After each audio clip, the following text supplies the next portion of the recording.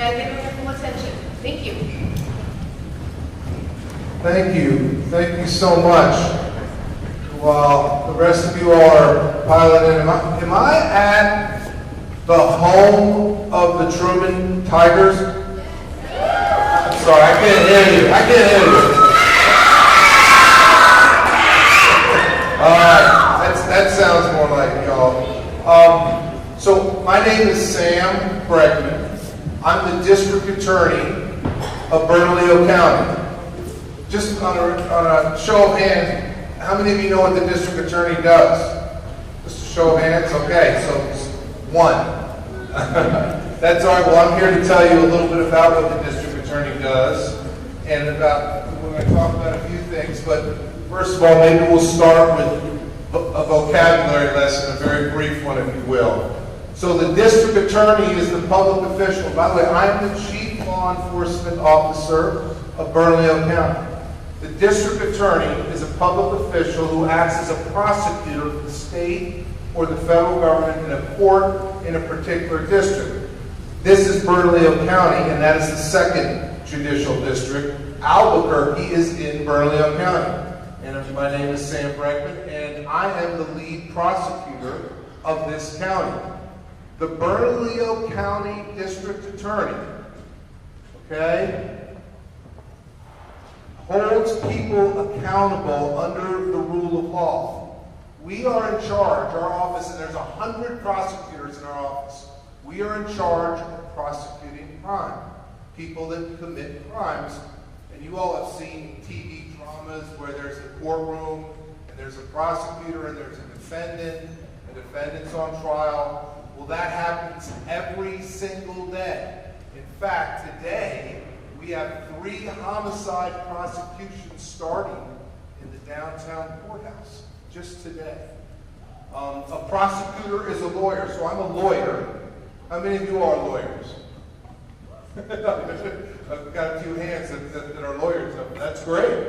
A lawyer is the prosecutor is a lawyer who conducts a case on behalf of the state of New Mexico. So my client is all of you. My client is the people of New Mexico. That's a prosecutor's job. The defendant in a courtroom is obviously, in a criminal case, someone who's accused of committing a crime. And the victim is unfortunately someone who was hurt by that crime. They may have been hurt physically, they may have been hurt emotionally, they may have had something taken from them, or they may have in fact lost their life. So, now that we've got a brief vocabulary lesson, let's just talk about the topic I want to talk mostly about today, and that is gun violence. And there's, will you all agree with me that there's too much gun violence out there? Yes, absolutely. And when we talk about gun violence, we talk about there's a victim of gun violence, someone who's hurt oftentimes, and just pointing a gun at someone is gun violence because it is such a scary, awful thing. But of course, obviously, also being the victim of actually being shot is a terrible, terrible thing. And there's a defendant, and sometimes what I'm seeing a lot of is too many young people being defendants in crimes because they made a terrible choice and they picked up a gun and they shot that gun. And unfortunately, not only does the victim get hurt, but that child, whoever shoots that gun, their lives are often ruined as well. Because if you hurt someone with a gun, where is there a likelihood that you're going to end up? In jail. That's right. Unfortunately, there's far too much of that going on right now. And gun violence is really sad. It's sad, obviously, for the victim and their family, but it's also sad for this entire community. This entire community mourns when we have young people or old people who get hurt by gun violence. And so all of your families love you dearly, and the last thing they would ever want to see happen to you, and the last thing I can tell you that you ever want to see happen to you, is being on either side of gun violence. It is a terrible, terrible thing that has lasting effects on all of your lives. Let me just talk about the next thing. So, there are absolutely no guns allowed on a school campus. Does everybody know that? Yes, right? It doesn't matter how old you are, how young you are, or how old you are. The only people that can have a gun on campus is law enforcement. That's it. There's no exception. And unfortunately, some people have made the mistake of actually having a gun on campus, and maybe it was just a mistake, or maybe they intentionally brought the gun on campus, but they've been arrested now. And they're waiting in jail to find out what happens to their case.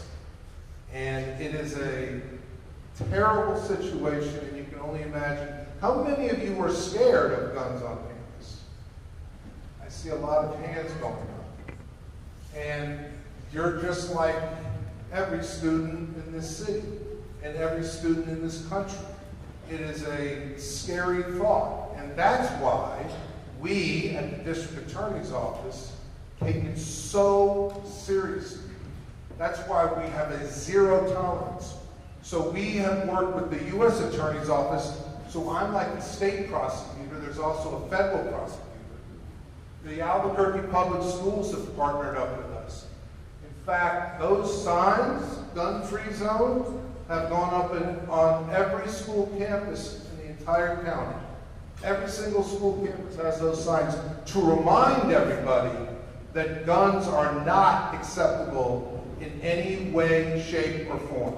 And also, the police department, the Albuquerque Police Department, the Bernalillo County Sheriff's Department, and private schools are the same way as well.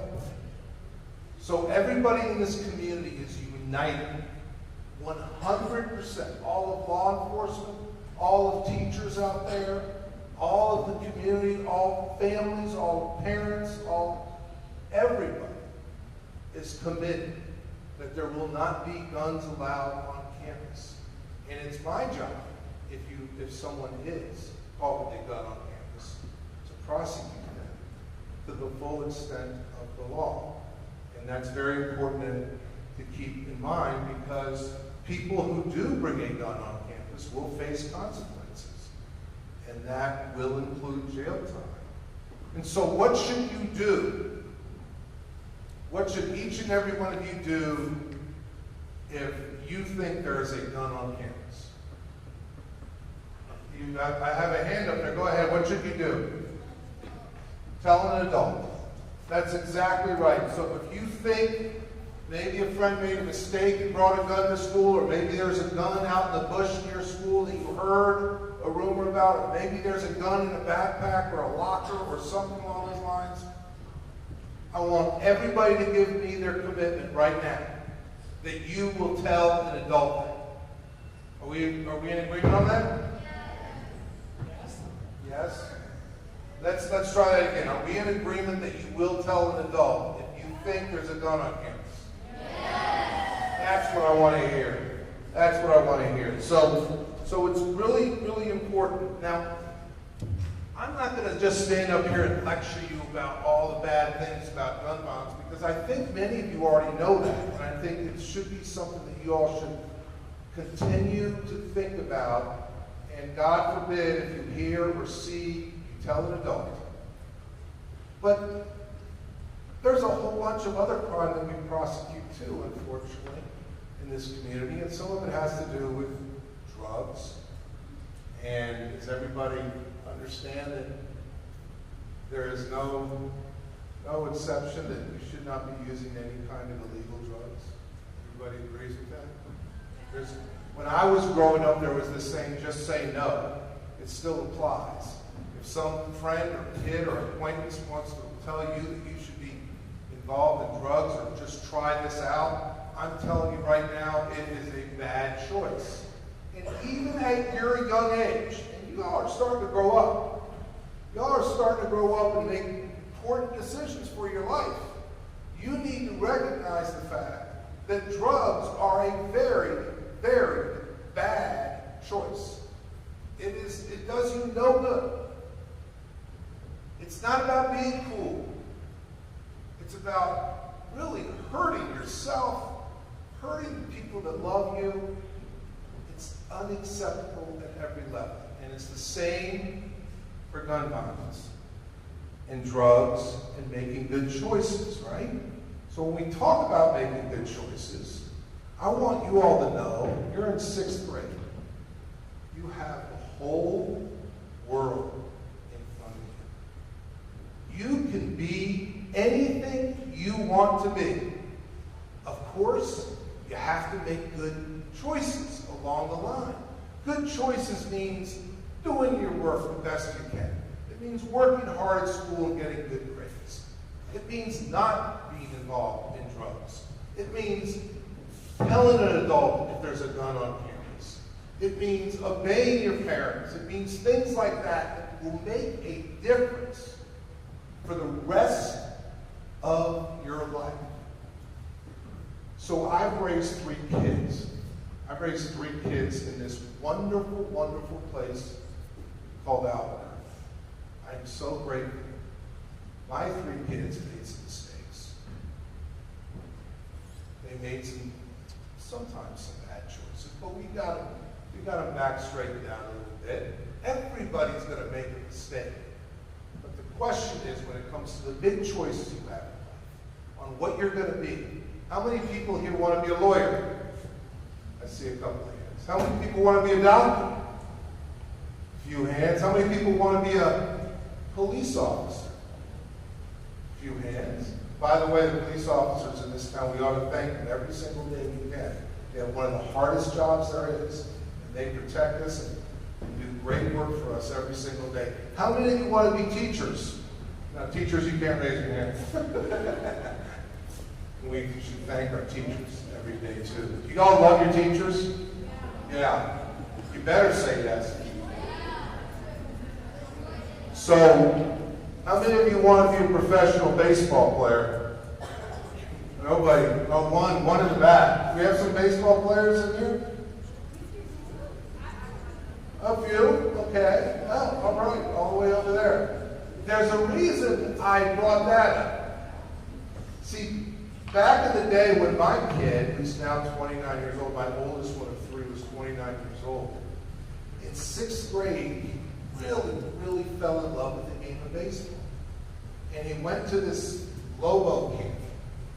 And Lobo camp, you're all familiar with like camps during the summer where you go and you learn a little bit about baseball. And the coach told him, Coach Birmingham told him, if you want to be great at something, you got to focus every day on that goal. And so some of you may have heard about this kid from Albuquerque, New Mexico, who decided to make good choices, decided to do the best he possibly could in school and on the ball field. And look what happened.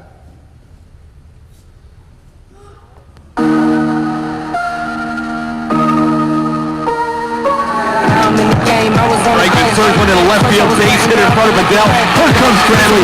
Throw is going to be way off line. Astros lead it 1-0. Alex Bregman drives in the first run. 2022 first pitch here. Bregman belts it pretty deep down the left field line. Going over is Adele into the corner at the wall. He leaps, and that ball is gone. Alex Bregman has driven it both runs tonight. It's 2-0 Astros on Bregman's first run of the year. Looking to jump ship on that first pitch, and love what he saw. He's usually very patient on that first pitch, but that time he ambushed Tefera.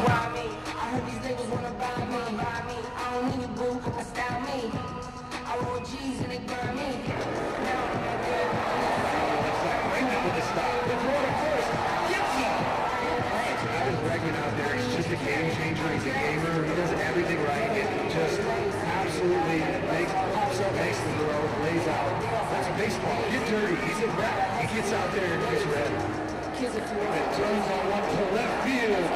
Debut. Alex Bregman. Back-to-back games with a home run. The Astros lead is 2. The top man is healthy.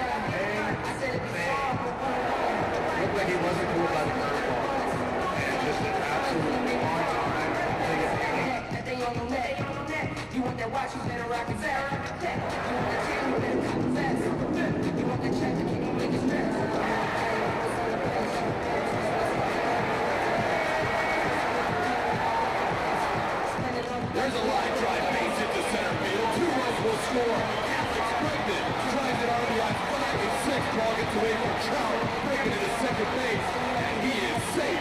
2-out throw.